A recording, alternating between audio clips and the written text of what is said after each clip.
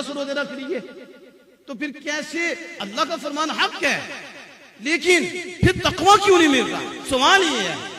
تو جواب سنو. تقوی تھا روزہ رکھو تو تقوی ملے گا، اور آپ کی خواہش کمزور ہوگی.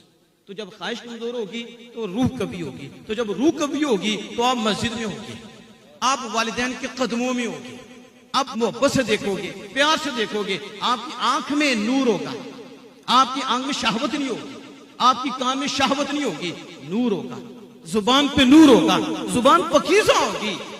لیکن نہیں ہو رہی. کیوں نہیں ہو رہی؟ آپ مجھ سے پوچھو وجہ کیا ہے. آپ سارے بیٹھے ہو، بتاؤ ساری ٹائم کی نگ کھاتے ہو؟ بولو کتنا کھاتے ہو ساری ٹائم کہ روزے تک بھوک نہ لگے؟ کہ نگ کھانا ہے؟ نگ کھانا ہے ہو جا فجر بھی نہ پڑی جا اتھے ڈے پڑے. نہیں سمجھ آج ہنسنے کی بات نہیں، حقیقت بتا رہا ہوں آپ کو.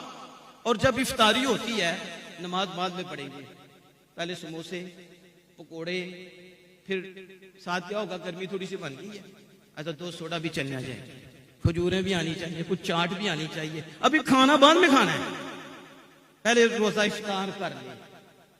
پیڑ میں گڑ گڑ ہے، نماز پڑھ، ہوش ہی نہیں، گیس دماغ کو چڑی ہوئی ہے، آلو کھا کر مرچیں کھا کر پتہ نہیں کیا کچھ بنا ہوا ہے.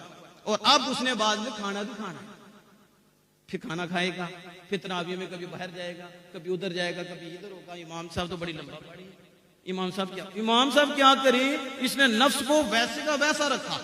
روزہ تو یہ تھا کہ تیرے نفس کی جو خواہش ہے اسے کمزور کرے، تو نے بیلنس رکھا. تو نے سحری ٹائم بھی اتنا کھایا کہ تجھے افطاری تک بھوک نہ لگے، اور افطاری ٹائم تم نے اتنا کھایا ہے سونے سے پہلے کھاتا رہا ہے تاکہ سحری تک تمہیں بھوک نہ لگے.